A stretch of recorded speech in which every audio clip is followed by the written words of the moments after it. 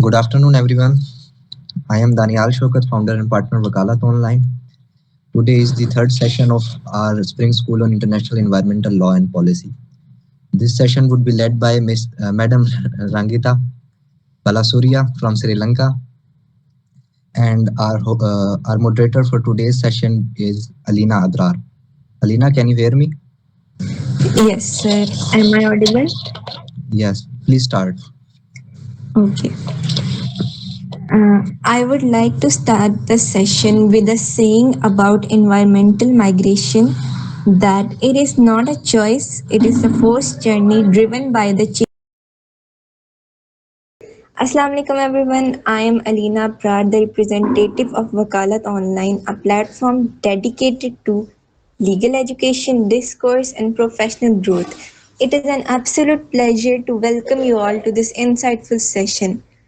Today, we are honored to have with us such a talented woman, Ms. Rangita Balasuria, who is a distinguished expert in climate induced migration. With 15 years of experience in international development, she has led migration programs from Swiss Agency for Development and Cooperation to pioneer climate change initiatives at IOM Sri Lanka, shaping policies and researches in education, climate action, and migration. She holds a master's degree in business administration, master's degree of science in business information system management.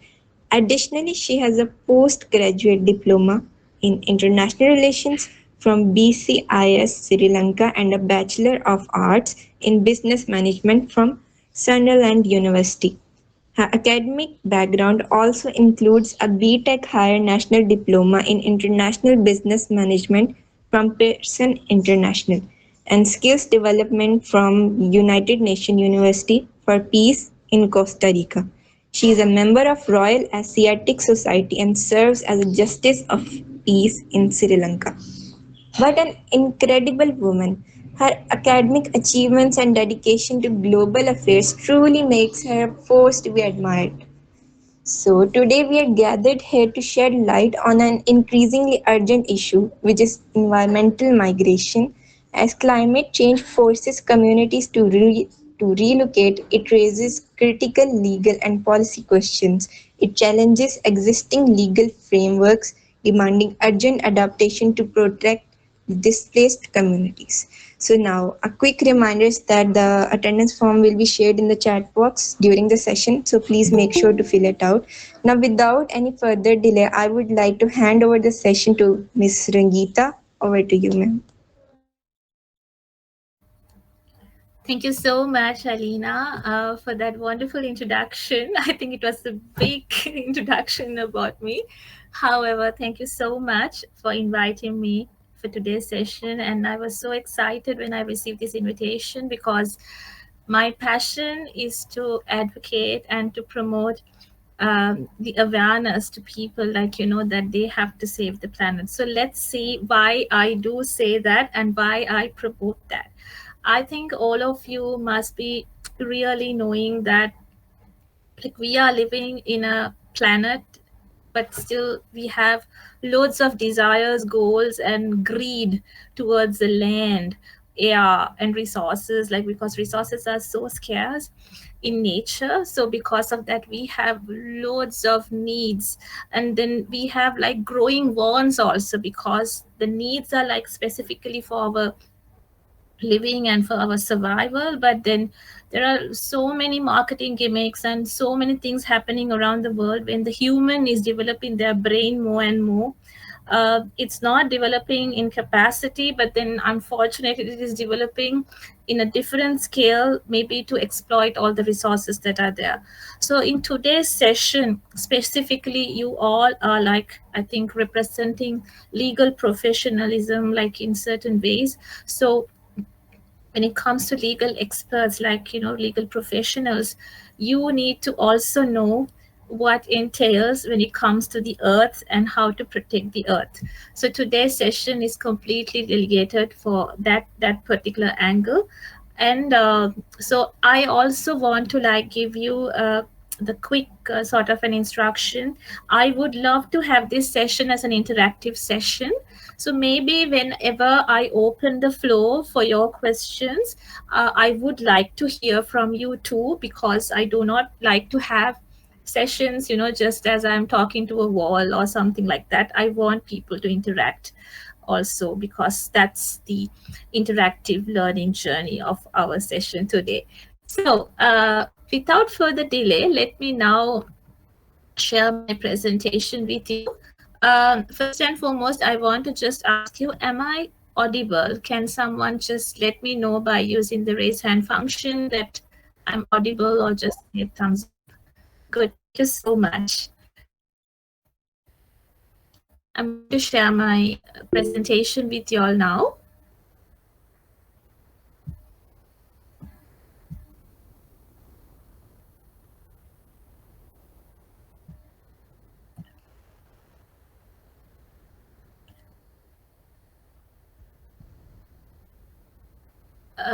I don't know whether I have the rights to share my presentation. Could someone please help me with that? Just a few seconds, ma'am. Just No worries. You have right to share. We have not Okay. restricted that. Right. We'll just try to find out what to enter. Give me a second. I will find it out.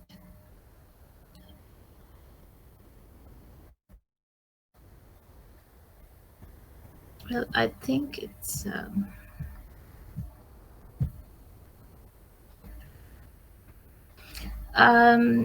may I ask someone to help me with the presentation slide where you could just host it, like upload it? For some reason, it is not giving me the access. Sorry for this technical glitch. Just a minute. I will. Sure. Sure. Thank you so much.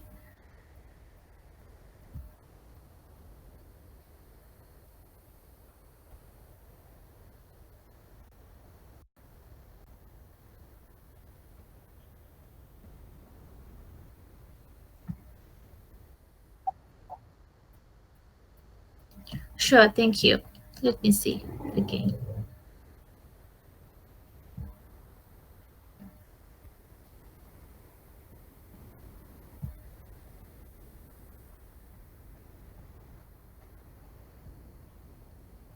Okay, I still get the Chrome tab, but not the specific application. So I will just share my screen with you.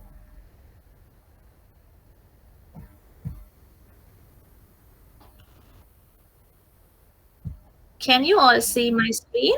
Is it possible? yes, it is Yes. visible. Oh, thank you so much.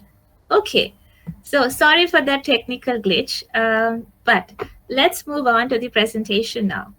So today's session is actually very interesting, because why I tell you that it is interesting is because at the end of this particular session, you will understand how the human will exactly work based on their greed. So before that, you will also learn like how the nature would work, but then later on, you will also see how human would create their own protection mechanisms based on their greed. So with that note, let us now start with the session for today. So my session for today is environmental migration, and also I would like to talk about the different legal frameworks that are available locally, internationally, also specifically in the regions as well. So I know that you all are mostly from Pakistan, and then it's a wonderful country, and I have never been to Pakistan, but I have worked in the South Asian region, so I know pretty much about Pakistan. And it's a wonderful country with wonderful people. But what really happens in Pakistan? So first of all, in order to understand environmentally what happens in Pakistan, I just did a quick analysis to the recent years, and I checked like how their climate profile has been. So in 2022, I hope you all remember, most probably, if you were engaged also in this war, most probably you will know that there was a major flood in 2022. So also, I think, if I'm not mistaken, the Pakistani ministers also mentioned that it's one of the most devastating moments of Pakistan, and after so many years, they have faced such a devastating issue. So these floods were intensified, and then it actually killed over 900 people, like human, I mean adults, and also it also included 326 children. So these numbers are not just a joke. It's because, like, water, when you have water, water is good, but when you have over levels of water, that is also bad. It's not good. So why this poor management occurred, or maybe like why these floods actually created such a big havoc? It's about also like not foreseeing what will happen in the future. So you will not just forecast for the future, but you will live for the day. But if something comes up later, you don't know how to mitigate it, you don't know how to face it. So in 2022, Pakistan faced a major flood situation. And since mid June, when the monsoon began, more than 3,000 kilometers, like 1,864 miles of road and 130 bridges and 495,000 homes were damaged.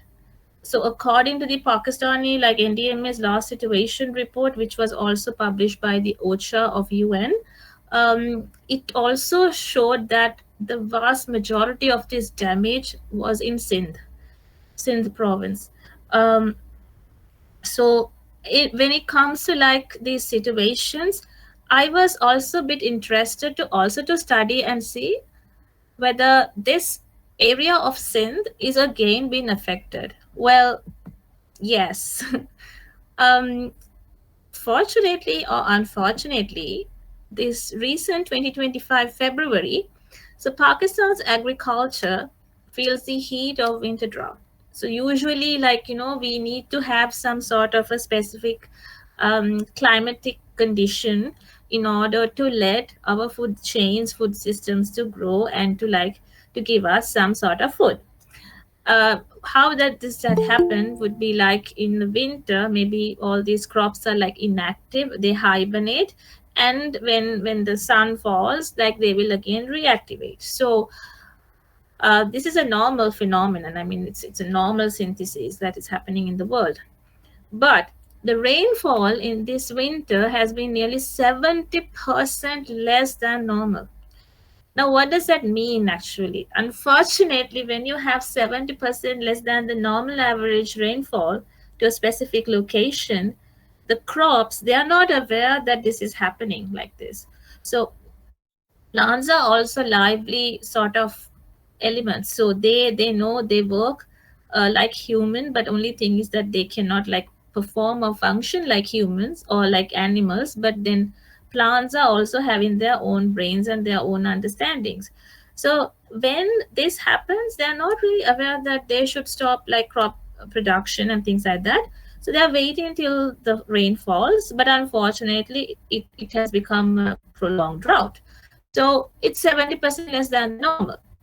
Now leading to a major shortage of irrigation water, disrupting production of the vital crops. Now over here you will see that among all these vital crops that are being used for food, like for preliminary to eat and to survive, you also have industrial materials like cotton and things like that, other elements to produce oil. So when this happens, these people are also losing their livelihood, plus they are also losing the way to access nutrition. Overall, what will happen? Like there will be a lot of nutritional deficit, poverty, and other things. Now, mind you, um, like in Sri Lanka, even I believe, please correct me if I'm wrong, Pakistan also underwent some sort of a major economic crisis after COVID. So similarly, when it comes to these sort of events that are happening, I would say like without any deliberate action, it just happens as it happens without any involvement, it will actually aggravate the impact of the economic crisis of a particular situation. Sadly, again, Sindh records the highest threat. So now when you see that, you will actually see Sindh is an area that is getting like affected one after the other. But have people really known about it? Have people really studied it? Have people really thought about it? We'll see that later. So we all consider pigs are really dirty. And sometimes we have seen like pigs in the mud, and then they eat dirt, and then they do a lot of things. So sometimes it's a real disgusting animal. In some parts of the world, people love to eat their meat, but still it is considered in some of the cultures, like even in my family front also, like we do not consume Sorry to interrupt. meat. Your slides are not visible. Oh, sorry. Was this visible, Daniel?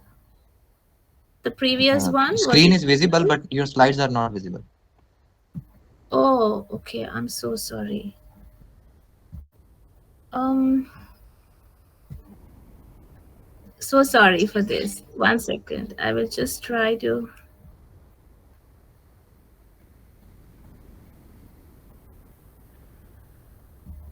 Um,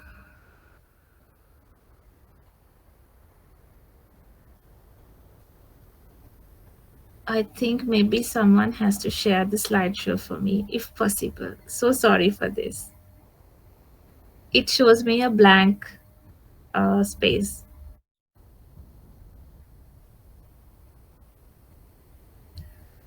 Daniel, will you be able to just show the slides for me? Just a minute, I am trying. Sure, thank you so much.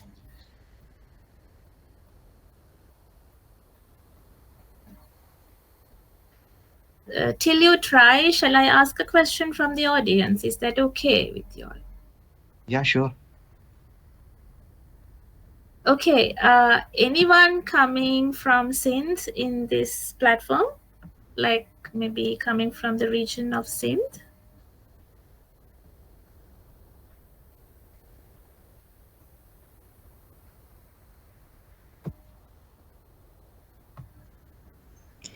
I think mostly are from Punjab or South Punjab. Yes, ma'am, I am. Ah, you are from Sindh. So have you also faced threats like this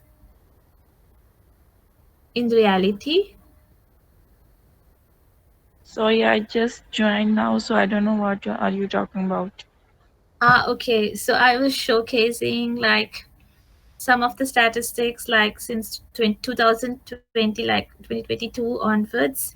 There had been certain events that were taking place. Like there was a major flood in Pakistan, and it was devastating. And then the biggest threat was for the Sindh region in 2022. So people died and a lot of things happened. And now, like in 2025 February, sadly, again it's Sindh that has been like badly affected with all sorts of drought related issues and the crop production.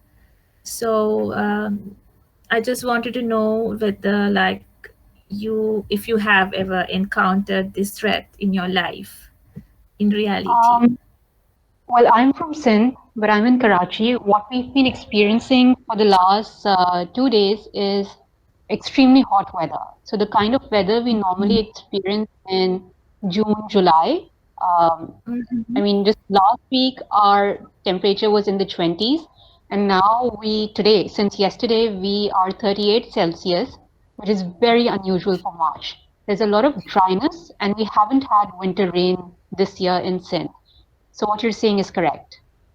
Yes, very true. Thank you so much for this insight. Yeah, so it is like 70% below the average level that was expected in rainfall. So there's a big problem with food scarcity and food production because crops are not producing it because, they don't know that there's a drought going on. So yeah, I also see another comment by Ahmed. Ahmed, thank you so much for your comment also. Yeah.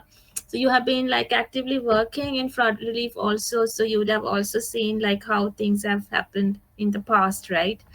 Um, and I would like to ask from Daniel to show the next slide. I'm so sorry, the slides were not visible before. So this was also like one of the articles, and I just wanted to show you like the trend patterns. So in the previous one, Daniel, sorry, the previous one, sorry. So I just wanted to showcase to all of you, like it started with the flood. Like, I mean, I don't say that it started with the flood, but then, it initiated the flood situation where like people were not aware, like how to really like, kind of protect the water that you really get from the natural, from the nature. But, you just have this other situation coming in 3 years or so, like even less than 3 years. So this is very, very, very important that we all have to act on something, because when these sort of natural disasters occur, it is affecting not only the families, even for animals. Like we have like sometimes farms and dairy production and all these things that is also part of our livelihoods. And maybe like for us, like, for living and for like our own lifestyle and our own comfort, we cannot be living in high temperatures because we are not used to it. So we have like a temperature that will actually make us to be sustainable. So if it goes over and beyond the level, we might die, we might end our lives too. That is happening actually. You would have heard like for heat waves how people are dying. So there are so many comments. Thank you so much for your interaction actually. Thank you very much, because I do understand that you all are also having a difficult situation.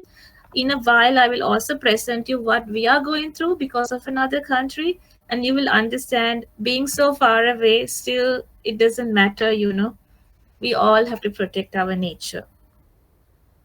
Danielle, next slide, please. Thank you. So I was talking about pig. So when it comes to a pig, I told you, like, some people, we do understand that it's a very dirty animal. Sometimes we see that it is in mud, it is in dirt, it eats dirt also. Even in some cultures, like in our cultures, like we do not really promote like eating its meat because we consider it's very dirty.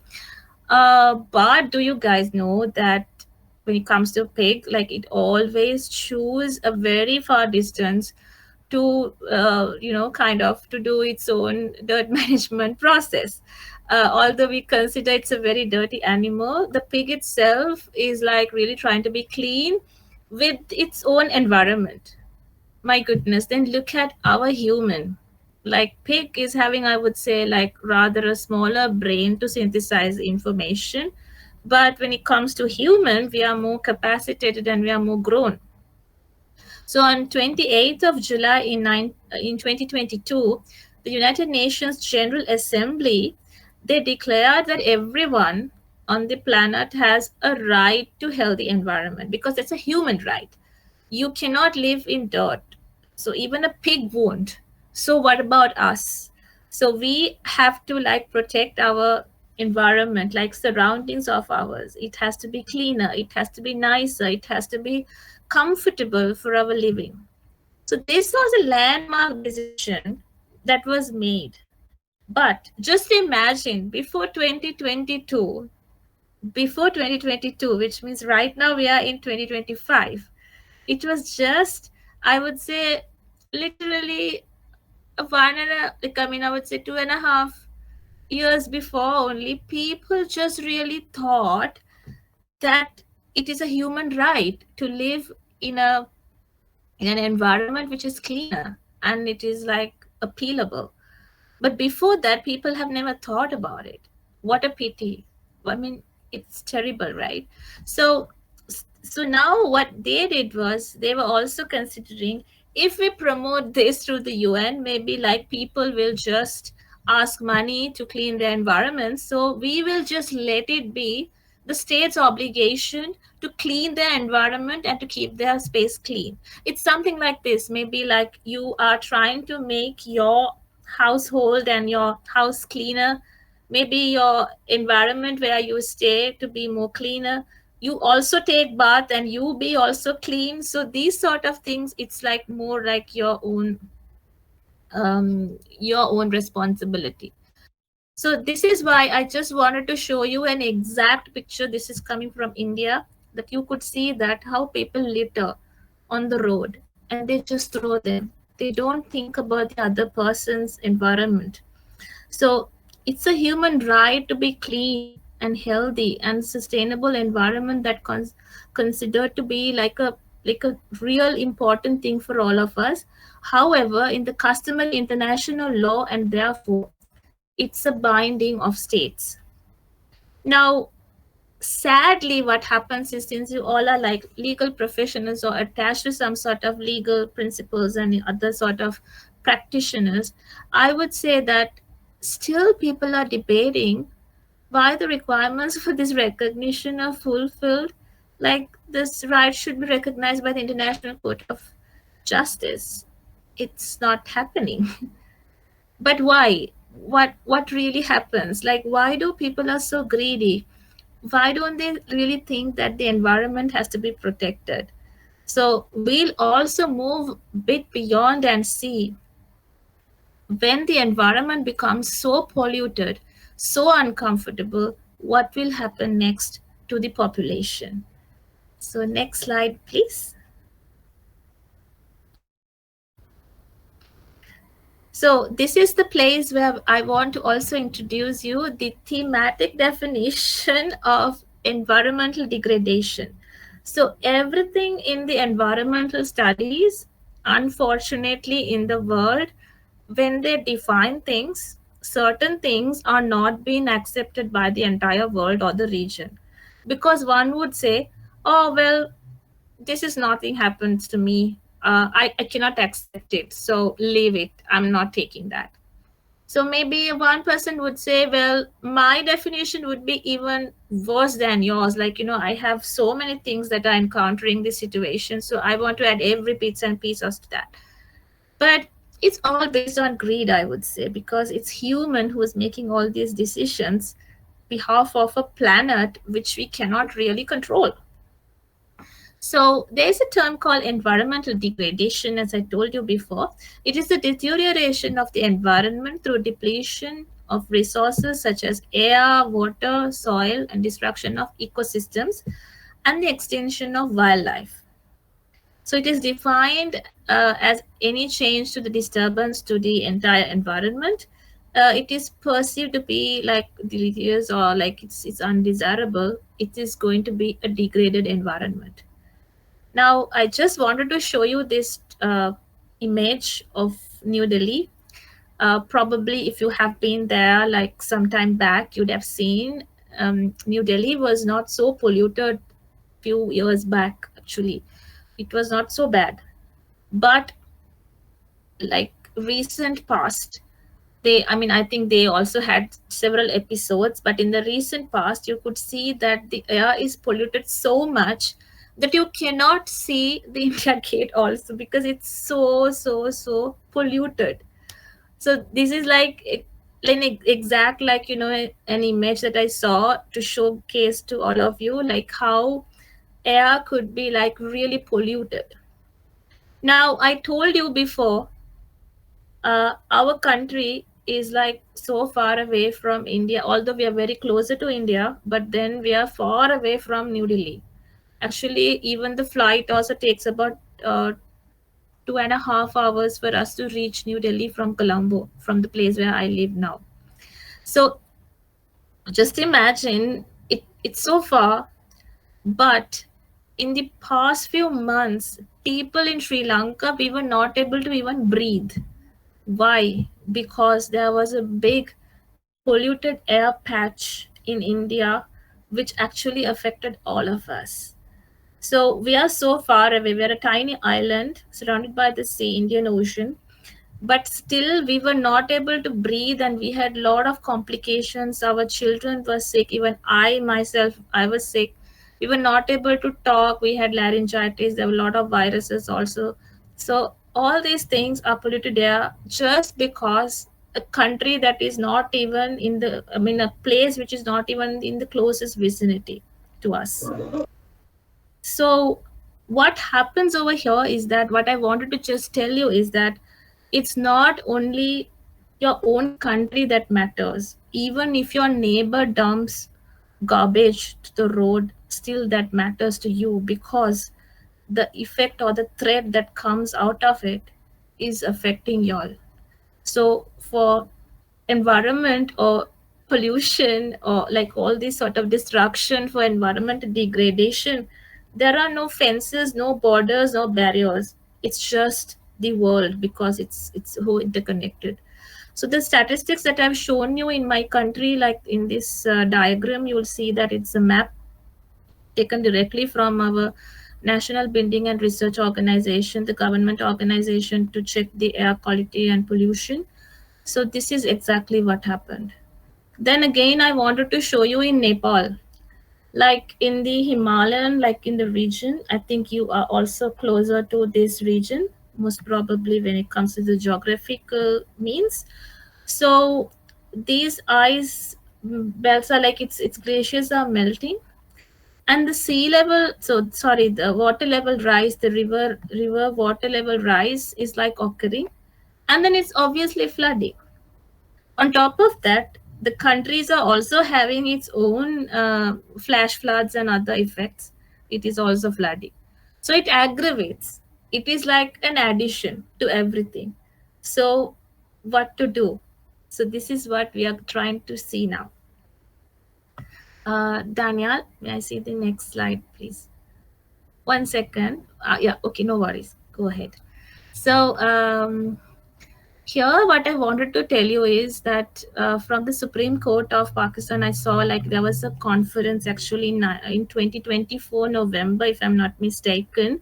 So they published a document that they have also seen the importance of, like, you know, climate change and how mobility would take place, and also because of that, how much the Pakistan government in their justice system also have to see how to integrate these sort of policies and things like that into their legal systems.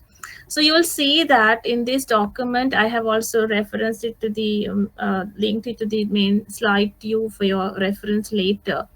So although Pakistan contributes only about like 0.88% of the world's greenhouse gas emissions, but it is the fifth most vulnerable country to climate change.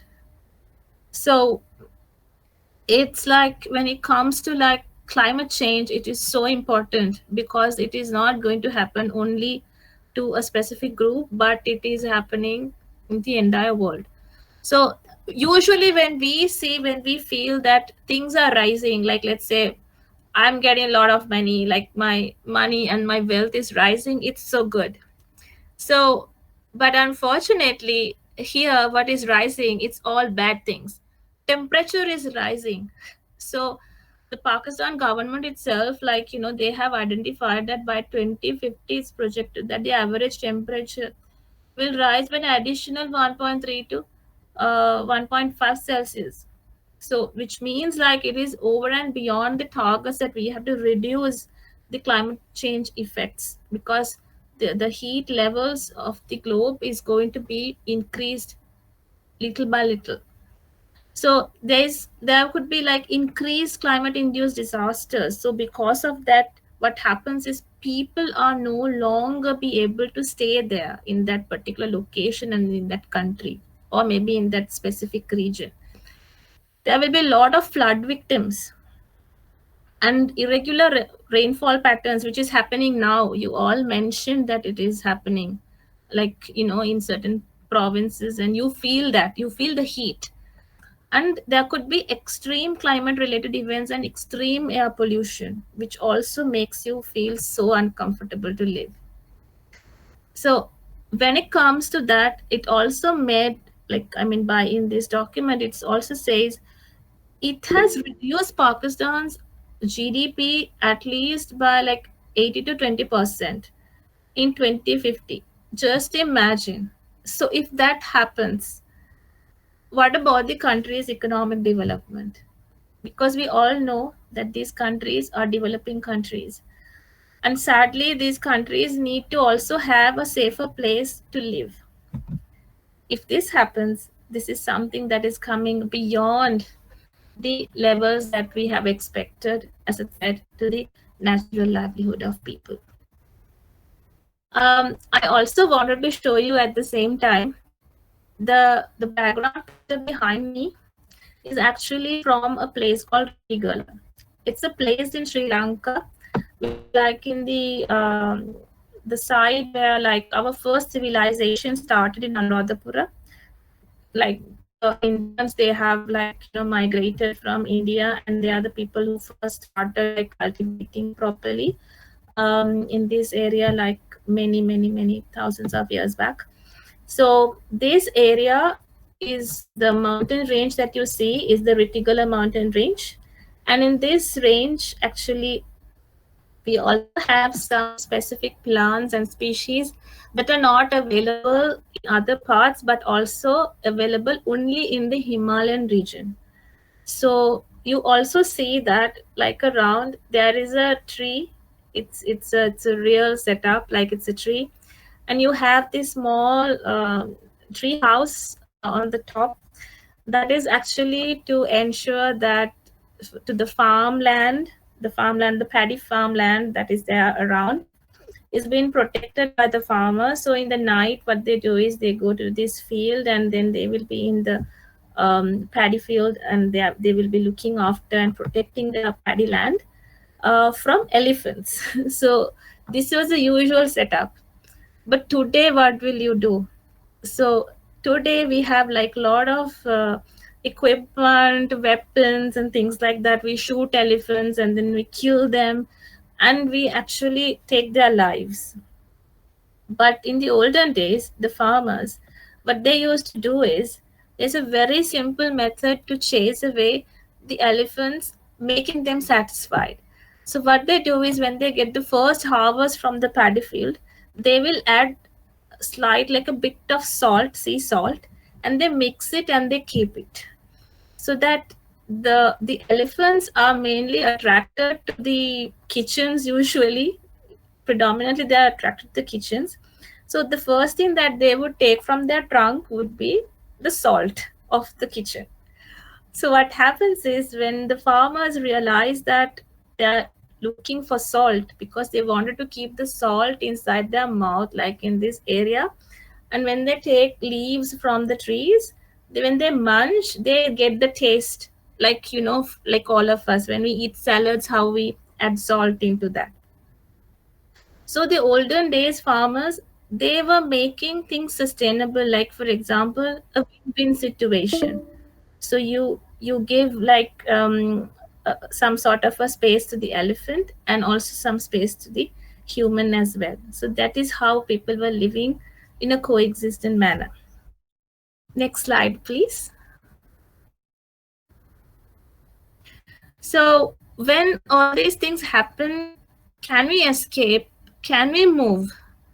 Is it legal? Now, this is the biggest question. Sadly, as I told you, I told like a lot about the human, like how they behave and how they work. Sadly, there is no international agreement on the terminology to use to describe persons or groups that move for environmental reasons. Isn't it very sad? Because when certain things are happening, if you have no other option to move to another place, you move obviously, but it is not legally accepted. So why it is not being accepted like that, we will be discussing that in further terms, like in specific terms. So there is a distinction made between the environmental migrants and environmentally displaced persons. So I want to just tell you also what is meant by environmental migrants. Can I also see the next slide, please?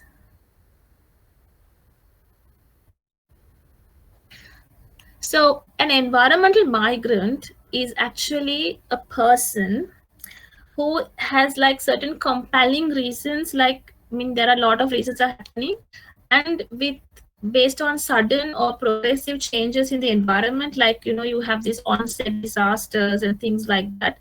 So you have some sort of an effect, and then you think, well, I cannot live here anymore. I have to leave. I can't stay here because floods are happening all the time, or like drought is all the time. So maybe like all these things are like really affecting my life, or maybe elephants are hitting me, like things like in Sri Lanka. This is a common issue.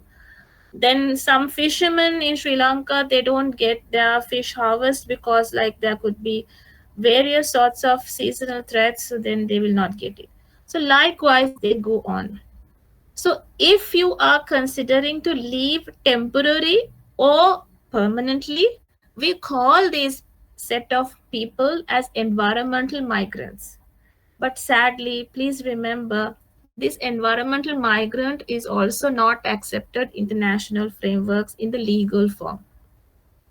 This is the IOM working definition, which is accepted by most of the countries and most of the agencies who wants to work for these migrants. But there is no such acceptable uh, legal phrase for that.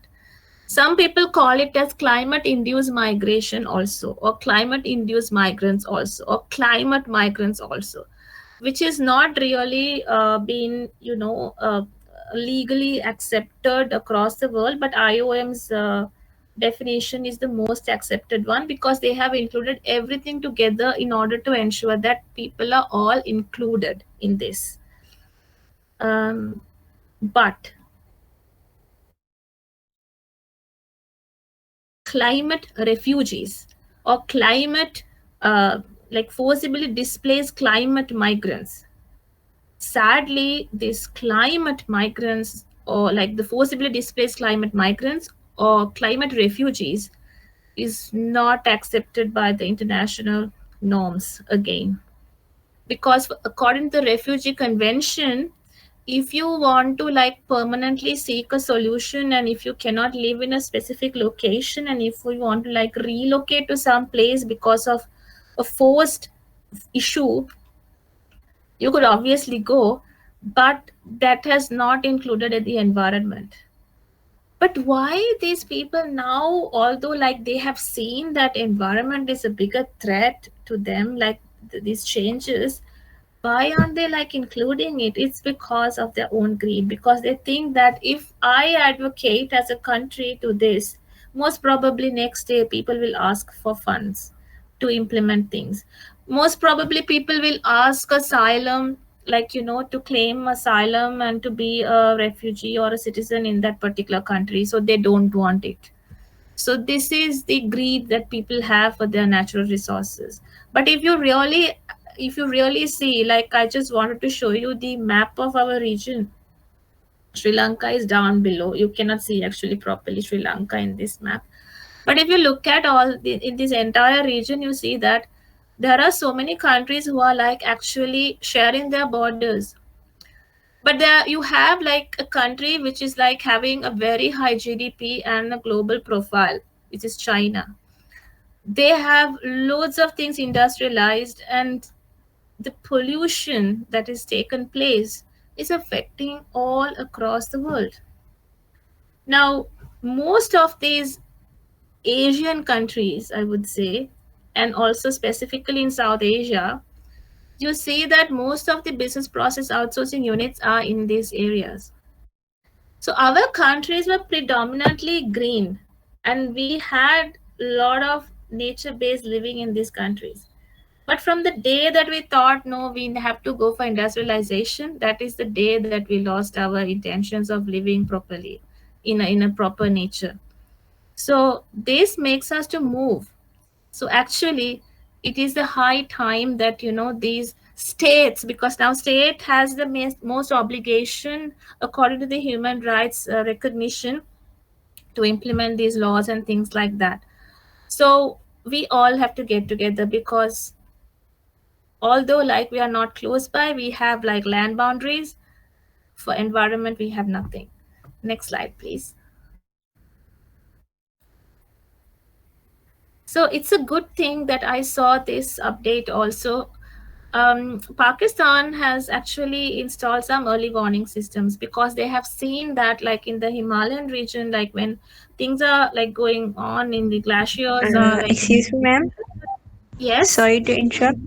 Only a few minutes are left. We can share another link if that's okay with you. You can continue there. No, this is fine. So it is 8 minutes, right? Am I correct, Yes. Alina? Yeah. This is Yes. fine. Thank you so much. Okay. So in Pakistan, they have done something good. So what they have done is they have seen the Himalayan glaciers, like that is melting.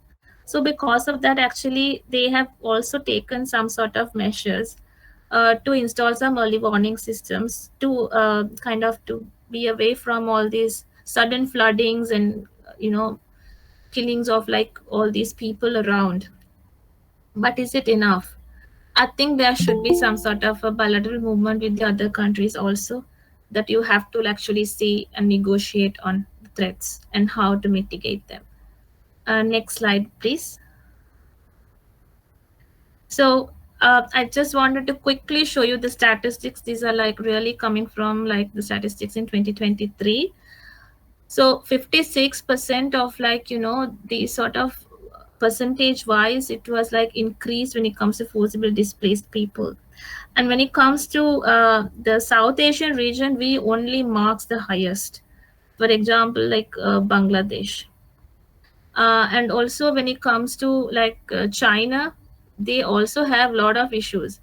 But unfortunately, I don't know that what they're doing, but it's high time that we all have to do something when it comes to forced displacement. Next one. So this is why I wanted to just let you know lastly that we have to protect the earth. We have no other planet to migrate. I know that a lot of people are having intentions to migrate to another country when something goes wrong in your country. But for this matter, for all these sort of environmental issues, we have no other planet to migrate, because it's one globe.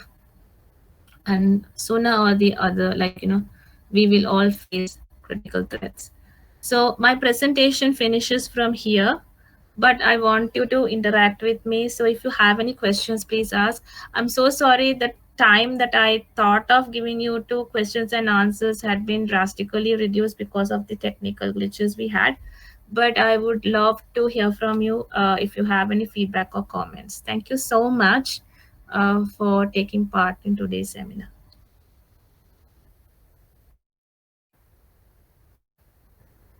The floor is open for question answer session. If you have any question, you may ask.